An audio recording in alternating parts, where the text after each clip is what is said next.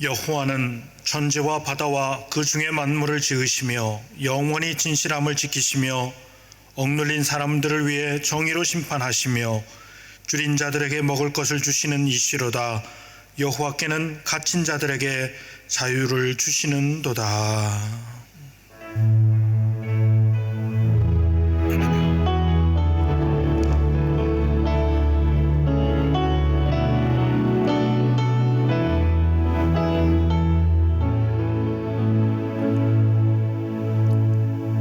거룩하신 하나님, 지난 한 주간도 저희들을 사랑 어린 눈길로 바라보시고 지키시고 도우시며 인도해 주신 은혜에 감사드립니다. 저희들 연약하지만 오직 하나님만을 경외하며 살기를 바랍니다.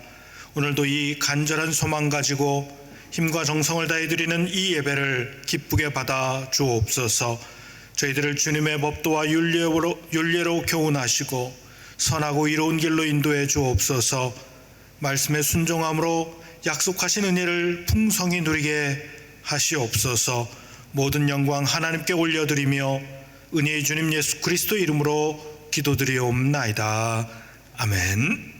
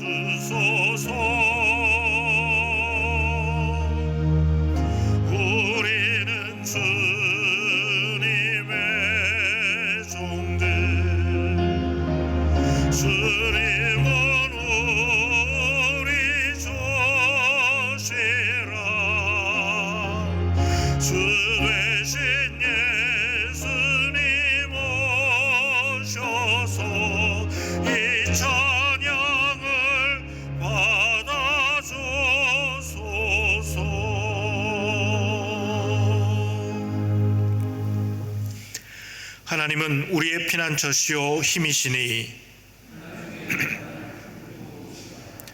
그러므로 땅이 변하든지 산이 흔들려 바다 가운데 빠지든지 바닷물이 솟아나고 뛰놀든지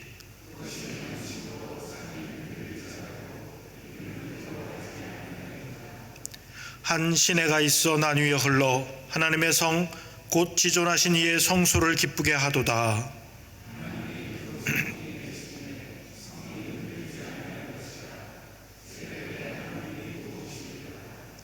그가 땅끝까지 전쟁을 쉬게 하시며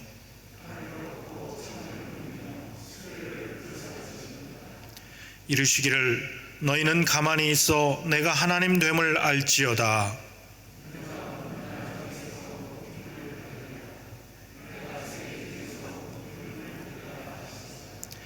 만군의 여호와께서 우리와 함께 하시니 아멘. 전능하사 천지를 만드신 하나님 아버지를 내가 믿사오며 그 외아들 우리 주 예수 그리스도를 믿사오니 이는 성령으로 잉태하사 동정녀 마리아에게 나시고 본디오 빌라도에게 고난을 받으사 십자가에 못 박혀 죽으시고 장사한 지 사흘 만에 죽은 자 가운데서 다시 살아나시며 하늘에 오르사 전능하신 하나님 우편에 앉아 계시다가 저리로서 산 자와 죽은 자를 심판하러 오시리라.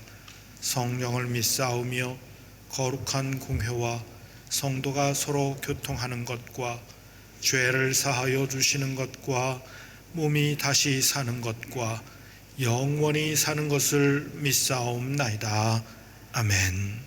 이 시간 지난 주간의 모든 죄와 허물을 하나님 앞에 고백합니다.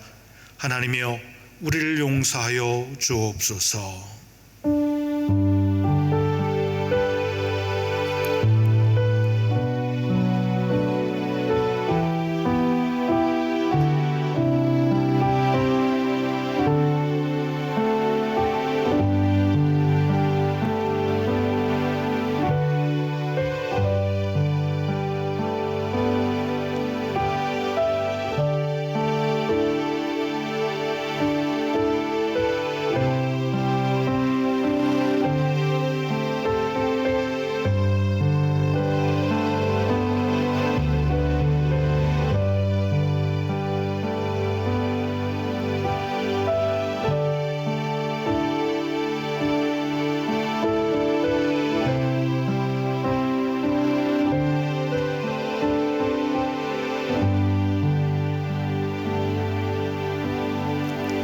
하나님의 말씀입니다. 주와 같은 신이 어디 있으리이까? 주께서는 죄악과 그 기업에 남은 자의 허물을 사유하시며 인애를 기뻐하심으로 진노를 오래 품지 아니하시나이다. 아멘.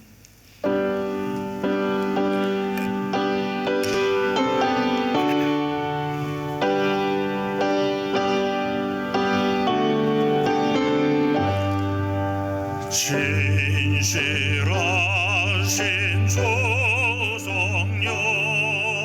성도 곁에 계시사 수의 길을 갈 때에 손을 잡아 주소서.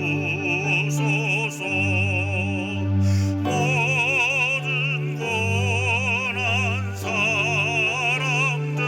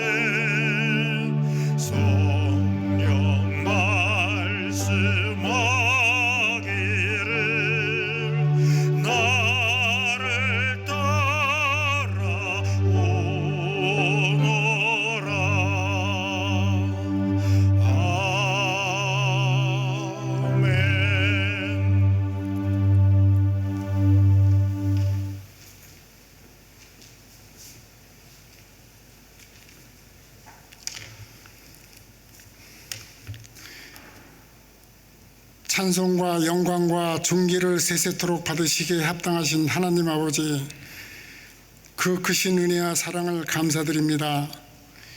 이 시간 드리는 저희들의 예배에 주님의 영광이 나타나기 바라오며 우리에게 큰 은혜의 시간이 될 수 있도록 인도하여 주시옵소서.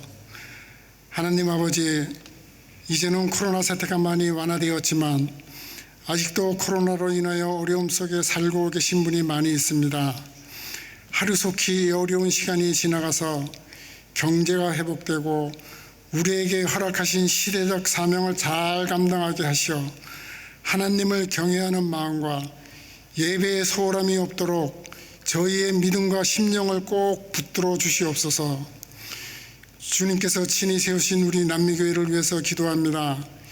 이 교회의 마음과 뜻과 정성을 다하여 주님께 예배하는 주님의 백성들이 넘쳐나게 하여 주옵시고, 오직 주님만 바라보며 순종하는 믿음의 교회가 되게 하여 주옵시며, 무엇보다 우리의 연약한 이웃과 세상을 향해서 십자가의 복음을 담대히 증거하며 사는 주님께서 자랑하시는 자녀들이 될 수 있도록 인도하여 주시옵소서. 오늘도 주님의 복된 말씀을 들고 단위에 서신 우리 목사님을 기억하여 주시고 성령의 능력으로 붙으셔서 이 자리에 참석한 모든 성도들이 주님의 음성을 듣고 힘을 얻어 우리의 삶이 변화되는 귀중한 시간이 되게 하여 주시옵소서. 이 모든 말씀 우리 주 예수 그리스도의 이름으로 기도드립니다. 아멘.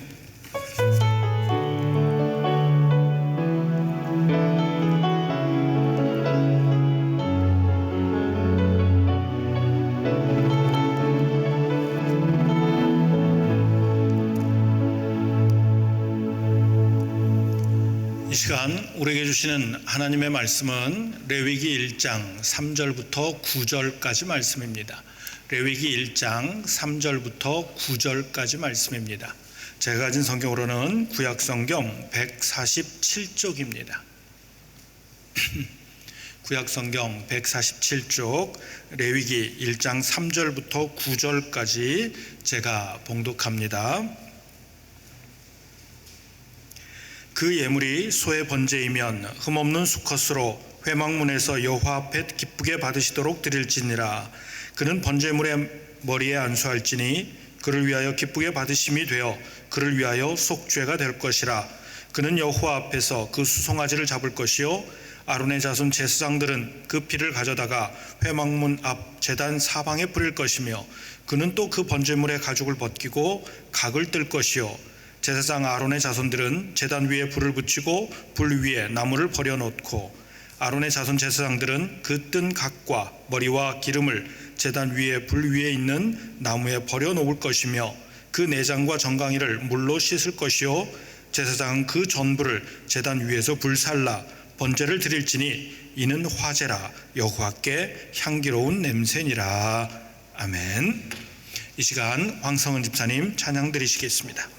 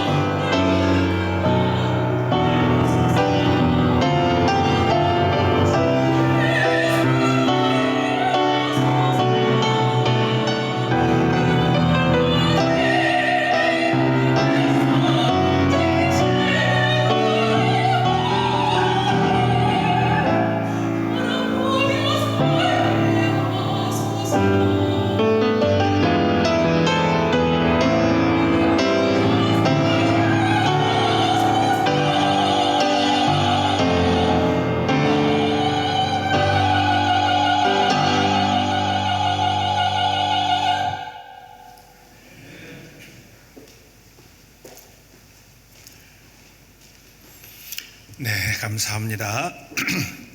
날씨가 조금씩 더워지면서 이제 완연한 봄이 되었습니다.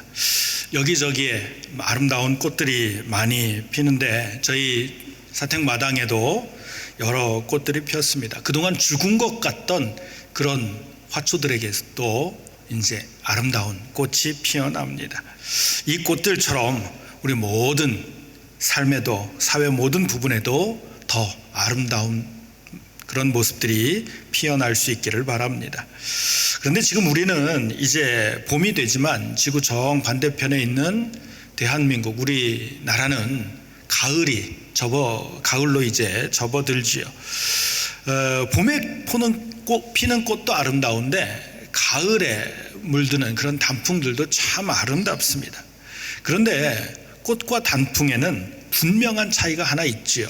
그게 뭐냐면 꽃에는 벌과 나비들이 모여드는데 단풍에는 벌과 나비들이 모여들지 않는다라고 하는 겁니다.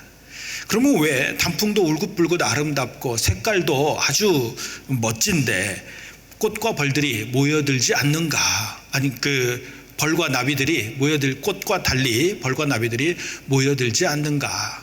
그 이유는 바로 향기, 냄새에 있다라고 합니다. 꽃은 아름다운 색깔로 벌과 나비들을 모여들게 하는 게 아니라 눈에 보이지 않지만 향기로 벌과 나비들을 모여들게 한다는 것이죠. 이건 가짜 꽃인 조화도 마찬가지입니다.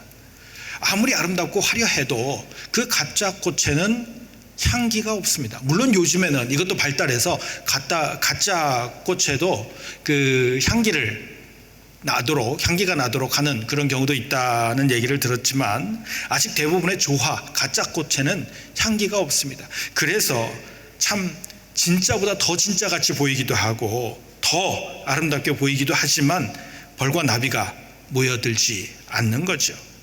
제가 이런 이야기를 하는 것은 이런 모습 속에 우리가 살아가는 이 시대의 모습이 담겨 있는 건 아닌가 생각하기 때문입니다. 우리가 살아가는 이 시대는 향기보다는 색을 더 좋아하는 시대입니다. 다른 말로 하면 겉으로 드러난 아름답고 화려한 것들, 시각적으로 보이는 이런 시각적인 매력을 주는 것에 더 많은 관심을 가진다라고 하는 겁니다. 그 사람의 인격이 어떻고 그 사람이 어떤 사람인가 하는 것보다는 그가 입고 있는 옷과 그가 들고 있는 백과 그가 타고 다니는 차에 더 집중을 합니다. 그런 것에 더 많은 시간과 비용을 투자하는 것이죠. 과거 우리나라 조상들은 색보다는 향기를 더 좋아했습니다. 대체적으로 높은 벼슬보다도 학문적 깊이가 있는 사람들을 더 훌륭하다고 생각했습니다. 비록 벼슬은 하지 못했어도 깊은 인격과 학문을 갖춘 사람이 존경받았습니다.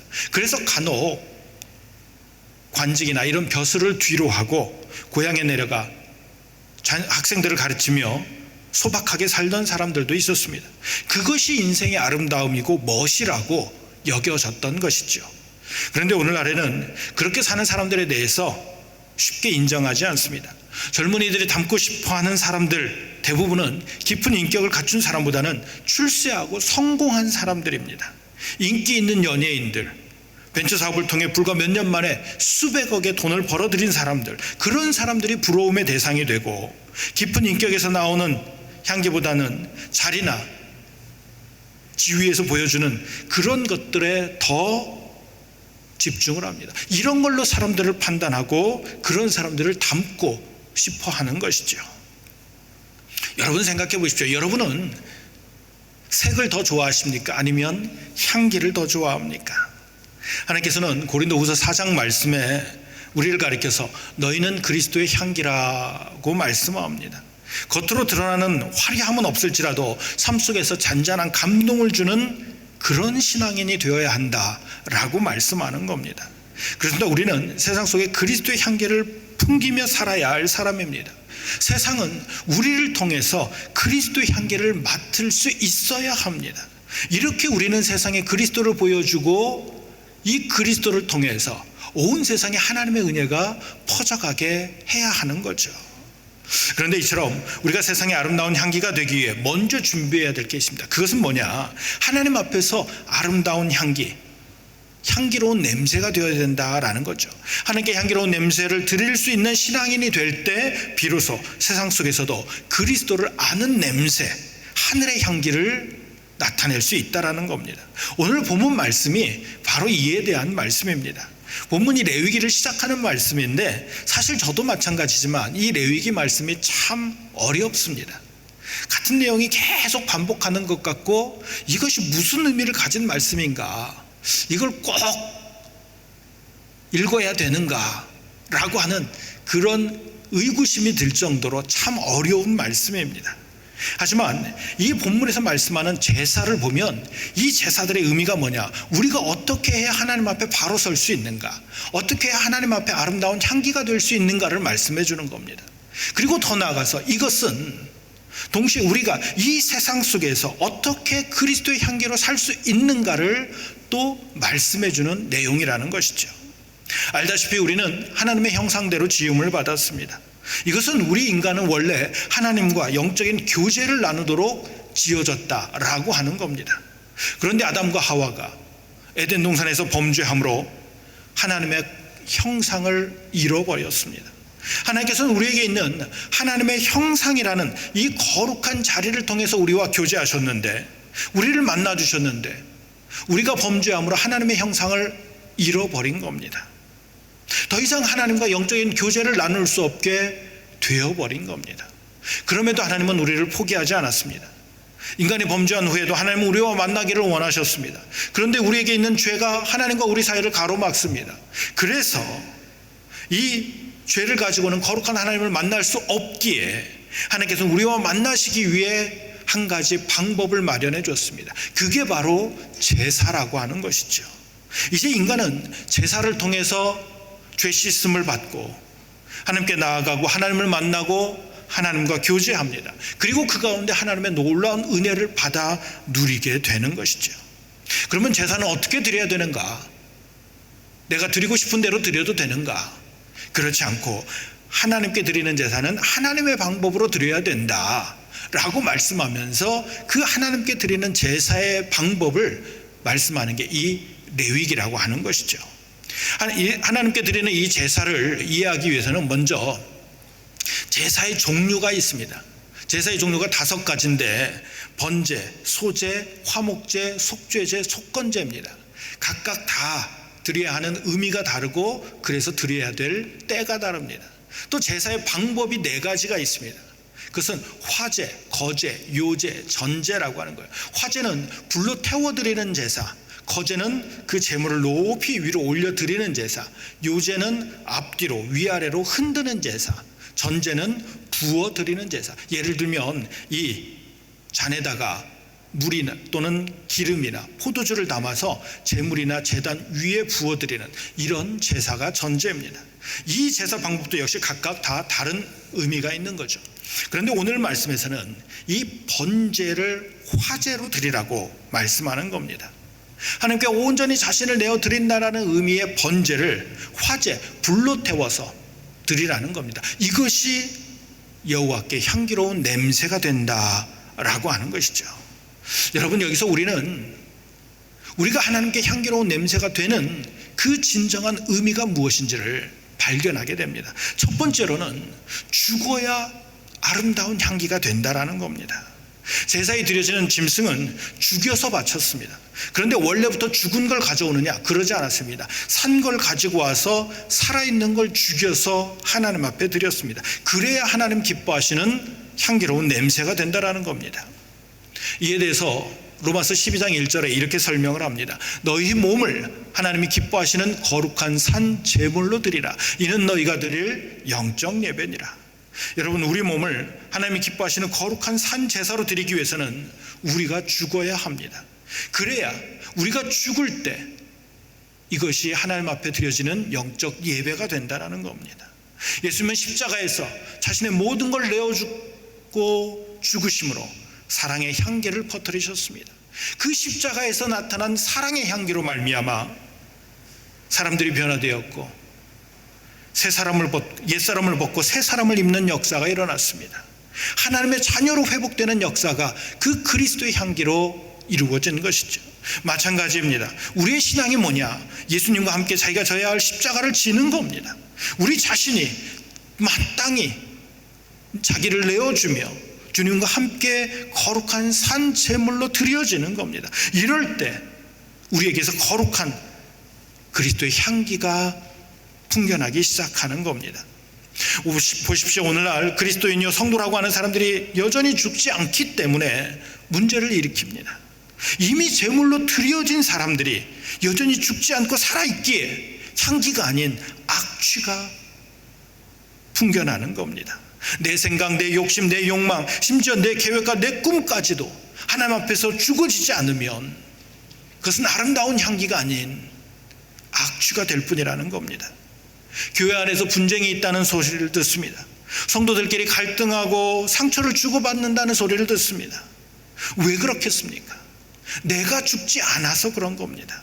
내가 최고인 줄 알고 내 생각이 최고인 줄 알고 내 계획이 완벽한 건 줄 착각하니까, 내 것을 포기하지 않으니까, 자기 자신이 기준이고 심지어는 자기의 믿음이 훌륭하다고 생각하니까 서로를 용납하지 못하고 그곳에 문제가 일어나는 거죠. 만일 하나님이 이런 모습을 보신다면 아마 고개를 돌리실 겁니다. 왜냐? 악취가 진동하기 때문입니다. 육체의 냄새, 사람의 냄새가 넘쳐나기 때문입니다. 한국뿐만 아니라 이거 파라과이도 마찬가지고 우리 한인 사회도 마찬가지입니다. 사회 곳곳에 예수 믿는 사람들이 많이 있습니다. 얼마 전 통계를 보니까 한국에서도 기독교인 숫자가 많이 줄었는데 여전히 18% 정도의 기독교인이 있습니다. 다른 종교에 비해 훨씬 많은 기독교인의 숫자입니다. 우리 이곳 한인사회도 마찬가지죠. 다른 종교에 비해서 기독교인 수가 훨씬 많습니다. 그런데도 좀처럼 그리스도의 향기를 맡기가 어렵습니다. 왜 그렇겠습니까?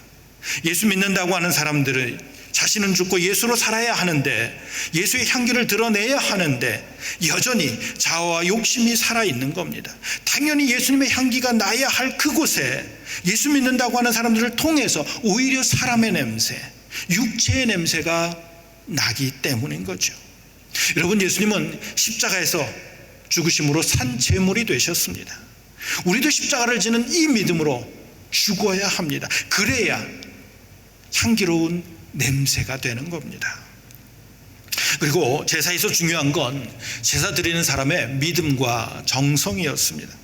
이스라엘 백성들이 제사를 드릴 때 드리는 제물에는 여러 가지가 있었습니다. 소를 드릴 수도 있었고, 염소나 양을 드릴 수도 있었고, 비둘기나 곡식으로 드릴 수도 있었습니다. 소는 재산이 넉넉한 사람이 드리는 거였고, 비둘기나 곡식은 가난한 사람이 드린 것이었습니다. 그렇다고 하나님은 부자가 드린 소를 더 기뻐하시고 가난한 사람이 드리는 비둘기나 곡식을 덜 기뻐하거나 그러지 않았습니다. 부자의 소나 가난한 사람이 드리는 비둘기나 곡식을 똑같이 받으셨습니다. 여기서 문제는 무엇을 드렸느냐가 아니라 어떤 믿음과 정성으로 드렸느냐라고 하는 겁니다. 창세기 4장에 보면 아담의 아들 두 아들 가인과 아벨이 하나님 앞에 제사를 드립니다. 이때 가인은 농사를 짓는 사람이었기에 곡식으로 드렸고, 아벨은 양을 치는 사람이었으니까 양으로 하나님 앞에 제사를 드립니다. 그런데 알다시피 하나님께서 아벨의 제사는 받으시고 가인의 제사는 받지 않습니다. 그 이유가 뭐겠습니까? 아벨의 제사는 양으로, 짐승으로 드린 거니까 받고, 가인의 제사는 곡식으로 드리니까 받지 않으신 겁니까? 그렇지 않습니다. 이 성경이 말씀해 주는 것처럼 하나님은 우리에게 곡식으로도 고운 가루로도 제사를 드리라고 말씀했습니다. 그러면 왜 아벨의 제사는 받으시고 가인의 제사는 받지 않으신 겁니까? 히브리서 11장에 그 이유를 말씀합니다. 믿음으로 아벨은 가인보다 더 나은 제사를 하나님께 드림으로 의로운 자라 하시는 증거를 얻었으니 하나님이 그 예물에 대하여 증언하심이라. 하나님이 그 이유를 분명히 증언해 주신다라는 겁니다. 그 증언이 뭡니까? 믿음으로 아벨은 더 나은 제사를 드렸다는 것이죠. 믿음과 정성이 아벨의 제사에는 있었다라는 겁니다. 반대로 가인은 귀한 곡식으로 제사를 드렸지만 믿음과 정성이 담겨져 있지 않았기에 하나님은 받으실 수 없었다라고 하는 겁니다. 여러분, 우리의 삶에 그리스도의 향기가 드러나기 위해선 우리에게도 아벨과 같은 믿음과 정성이 있어야 합니다. 지금 우리가 예배를 드리고 있지만 우리 안에 믿음과 정성이 없다면, 우리의 예배에 믿음이 없는 예배, 정성이 없는 예배라면 하나님 받지 않으실 수 있는 겁니다. 호세아 선지자 시대에 신앙이 형식적으로 흐르고 말았습니다. 속마음이 어떻든 겉으로 드러나는 모습에만 집중했습니다. 그러면서 제사를 드리는데도 엄청난 제물로, 다른 사람 보란 듯이 엄청난 것들로 제사를 드렸습니다. 그러자 하나님이 말씀합니다. 나는 인애를 원하고 제사를 원하지 아니하며 번제보다 하나님을 아는 것을 원하노라. 그들의 모습이 얼마나 가증했으면 제사를 세우시고 제사를 명령하신 하나님이 나는 제사를 원하지 않는다라고 말씀하시겠습니까? 믿음과 정성이 담겨져 있지 않은 제사는 우상 숭배와 다를 바가 없다라는 겁니다. 그것이 하나님을 모욕하는 것이라는 거죠. 여러분, 믿음으로 드려지는 예배, 믿음으로 드려지는 찬송, 정성을 다한 헌금과 정성을 다한 섬김과 봉사, 이것을 하나님은 기대하시는 겁니다. 우리의 모든 삶이 믿음과 정성으로 가득한 삶이 될 때 하나님은 이 삶을 받아주시는 것이죠.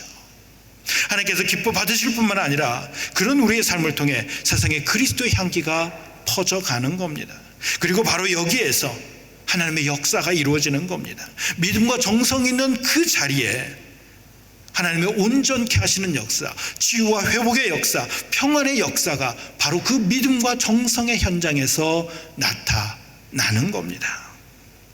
9절에 보면 제사장은 그 전부를 단 위에 불살라 번제를 삼을지니 이는 화제라, 여호와께 향기로운 냄새라고 말씀을 합니다. 화제, 다 태워서 드리는 제사입니다. 짐승으로 드리든지 곡식으로 드리든지 하나님께 향기로운 냄새가 되기 위해서는 태워드리라는 겁니다. 그런데 생각해 보십시오. 제물을 태울 때 고기만 태우지 않습니다. 내장까지 다 태우게 됩니다. 그러면 그 냄새는 아주 거북한 냄새가 될 수 있습니다. 그런데 9절 말씀에 이것이 하나님 앞에 향기로운 냄새라고 말씀합니다. 왜냐? 하얀 재가 되도록 다 태우는 것, 자기의 모든 걸 하나도 남김없이 온전히 드리는, 이것이 아름다운 것이기 때문이라는 거죠. 창세기 8장에 보면 노아가 홍수 끝에 드디어 방주에서 나와서 짐승으로 하나님 앞에 번제를 드립니다. 그때 하나님이 말씀합니다. 여호와께서 그 향기를 받으셨다. 그런데 이 말씀을 전에 보던 개역 성경에서는 하나님께서 그 향기를 흠향하셨다라고 표현을 합니다. 기억할 건 여기 흠향하다라고 하는 것은 단순히 그 향기를 맡다라는 뜻이 아닙니다.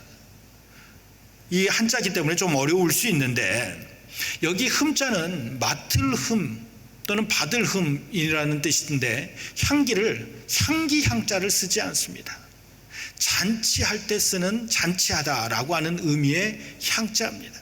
흠향하다라고 하는 것은 단순히 그 제물이 탈 때의 냄새를 받으신다라는 게 아니라 그 제사 전체를, 제사 행위 자체를 받으신다라는 겁니다. 더 나아가 노아의 삶을 받으셨다라는 겁니다.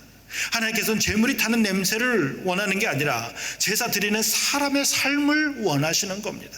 말씀에 순종하기 위해 온전히 내 모든 걸 태워 바치는 삶, 주님을 위해, 주님의 몸된 교회를 위해 자신을 기꺼이 내어드리고 하나님의 영광 위하여 자신을 포기하고 내려놓는 삶, 바로 여기에 아름다운 향기가 나며 하나님은 이 삶을 흠향하시는 겁니다.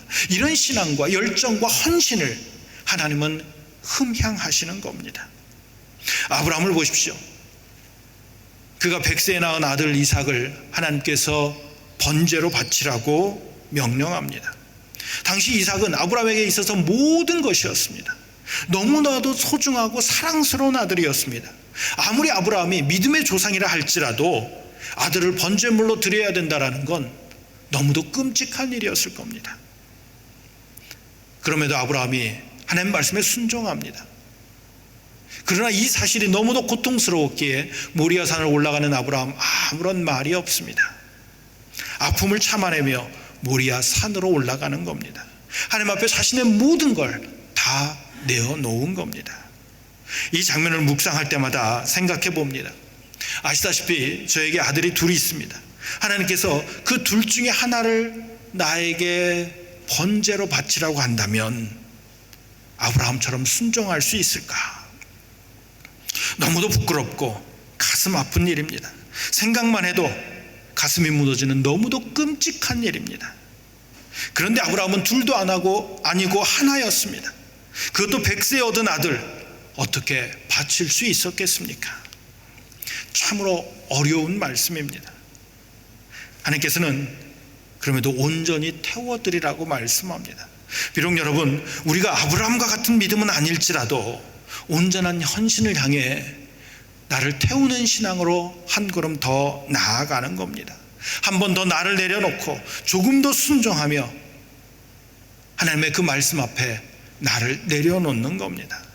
이때 이것이 하나님 받으실 만한 아름다운 향기가 되는 것이며 하나님께서는 우리의 삶을, 우리의 믿음을, 우리의 정성을 흠향하시는 겁니다. 분명한 건 하나님께서 흠향하실 때 바로 그곳에 새로운 하나님의 역사, 아브라함에게 허락하셨던 감히 우리가 상상하지 못한 놀라운 하나님의 역사가 일어나는 겁니다. 마지막으로 향기로운 냄새는 고난과 연단을 통해 더 진하게 된다는 것이죠. 아가서에 보면 솔로몬은 자신이 사랑하는 여인을 향해서 내 사랑은 가시나무 가운데 백합화 같도다 라고 표현을 합니다. 백합화처럼 아름다운 향기가 나는 여인이라는 것이죠. 그런데 이 백합화가 가시나무 가운데 있습니다. 골짜기 가운데 피어있는 백합화 주변에 가시가 많은 나무들이 있습니다.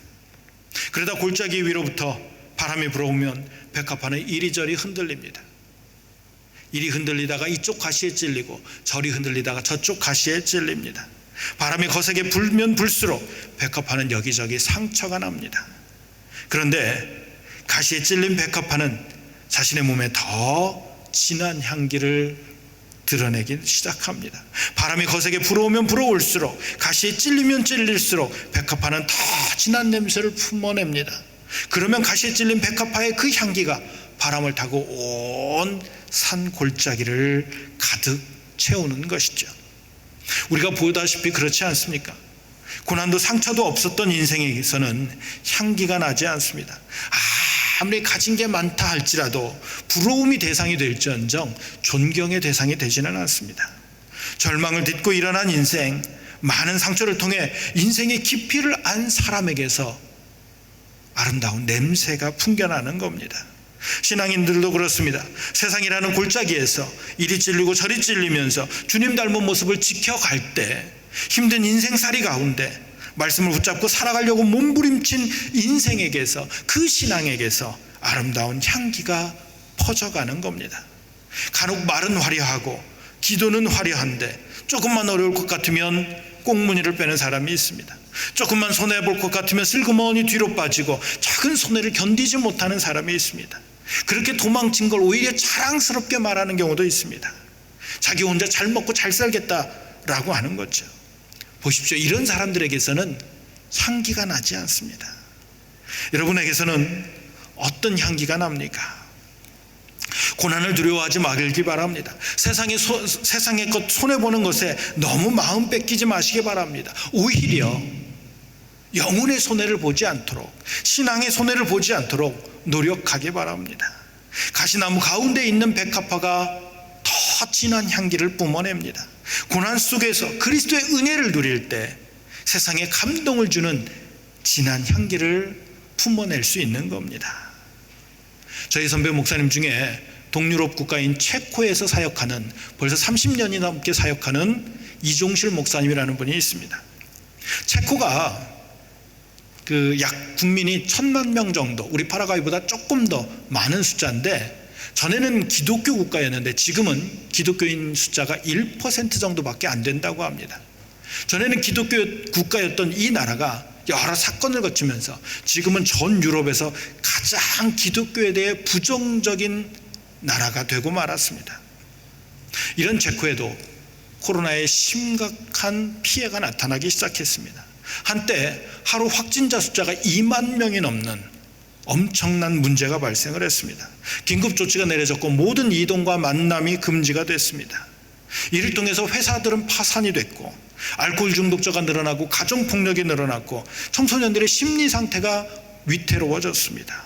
정치, 사회, 경제 모든 면이 무너져 내렸습니다. 선교사 같은 외국인들에 대해서는 테러를 범하는 이런 일들도 발생하기 시작했습니다. 잠깐 밖에 나가는, 식료품을 사기 위해서 밖에 나가는 것조차도 두려워지는 그런 상황이 된 겁니다. 그런데 놀라운 일이 벌어졌습니다. 이처럼 고통스러운 팬데믹 상황 속에서 사람들이 교회를 찾기 시작한 겁니다. 물론 모일 수 없고 만날 수 없으니까 뜻 있는 분들이 온라인 교회를 세웠습니다. 그리고 SNS 등을 이용해서 설교를, 기도와 섬김의 소식들을 들려주기 시작했습니다. 여러 방법을 통해 사람들을 위로하고 용기를 주었습니다. 많은 이들이 이를 통해 잃어버렸던 신앙을 회복하기 시작한 겁니다. 실제로 한 목회자가 만든 블로그의 조회수가 폭발적이어서 일반 언론에서까지 다룰 정도가 되었다는 겁니다. 위협적인 코로나 속에서 어떤 사람들은 코로나를 피해 도망치기도 하고 숨어드는 사람이 있는가 하면 이 가운데서도 어떻게 해서든지 헌신하며 세상 속의 아름다운 향기를 더 진하게 품어내는 사람이 있다라는 겁니다. 아프리카 탄자니아에서 사역하는 후배 선교사가 현장 소식을 전하면서 코로나로 복음이 더 강해지는 것을 봅니다. 복음은 고난 가운데 피어나는 희망입니다 라는 말을 합니다. 여러분은 여호와께 향기로운 냄새입니까? 하나님 앞에 향기로운 냄새 되기를 바랍니다. 그리고 우리의 모습을 통해 우리가 살아가는 지경에 이 향기로운 냄새가 가득 채워지기를 바랍니다. 하나님 앞에 산 제물이 되시기를 바랍니다. 기꺼이 믿음과 정성으로 자신을 내어주며 자신을 태워드리기 바랍니다. 가시에 찔릴수록 더 진한 향기를 품어내는 백합처럼 세상 가운데 그리스도인의 향기가 되기를 바랍니다. 이로써 이 세상을 아름답게 만들어가기 바랍니다. 우리 10년 가운데 또한 우리가 살아가는 모든 지경에 하나님 주시는 기쁨이 넘쳐날 줄 믿습니다. 하나님의 역사, 은혜의 역사가 일어날 것이요 아름다운 향기로, 복음의 향기로 감사와 찬송이 회복될 줄 믿습니다. 거룩한 산 제물로 영적 예배를 드리며 더욱 복되고 아름다운 인생 만들어가는 우리 모두가 되시기를 바랍니다. 기도하겠습니다. 모든 인생의 주인이신 하나님, 이 시간 저희들에게 말씀해 주시니 감사합니다. 저희들을 힘써 하나님 앞에 향기로운 냄새가 되게 하시옵소서. 기꺼이 자신을 드리고 믿음과 정성으로 드리게 하시며 자신을 태워드려 그리스도의 향기가 풍겨나게 하시고 온 세상 속에 하나님의 영광 드러내게 하시옵소서. 이를 통해 놀라운 하나님의 은혜의 역사를 모두가 체험하게 하시옵소서. 언제나 우리와 함께 하시는 예수 그리스도 이름으로 기도드리옵나이다. 아멘.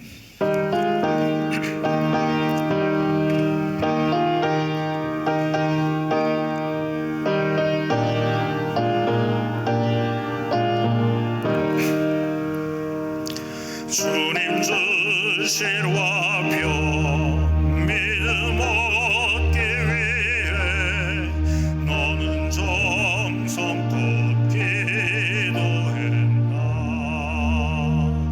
주의 제단 앞에 모두 바치기 전 복을 받을 줄 생각하라.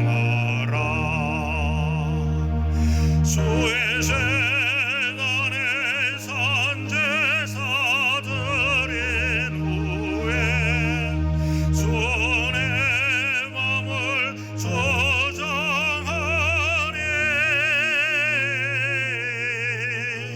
주의 뜻을 따라 그와 동행하면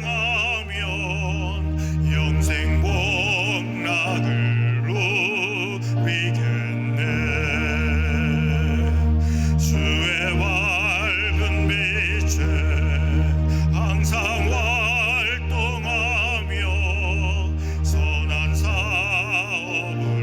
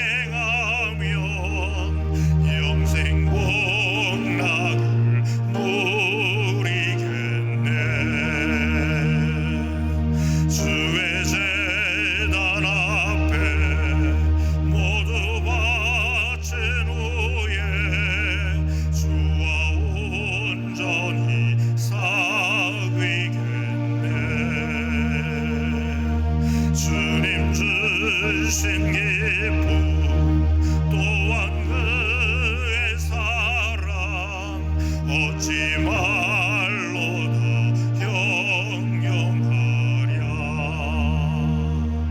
수의 재단에 산제사 드린 후에 손에 맘을 저장하니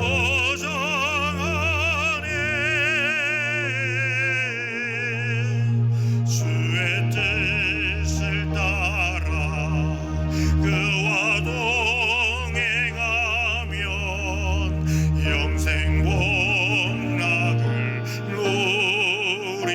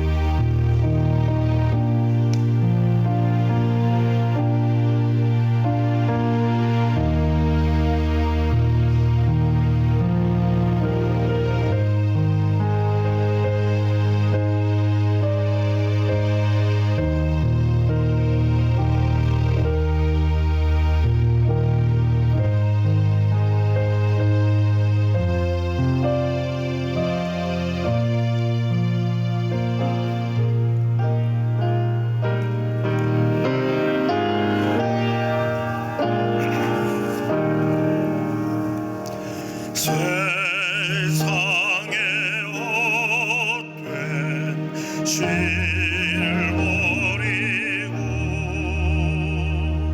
하나님의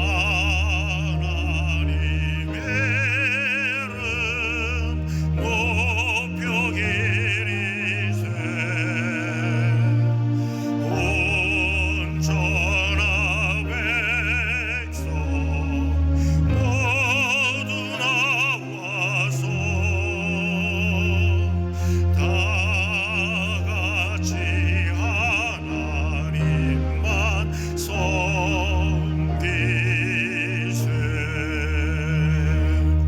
아멘.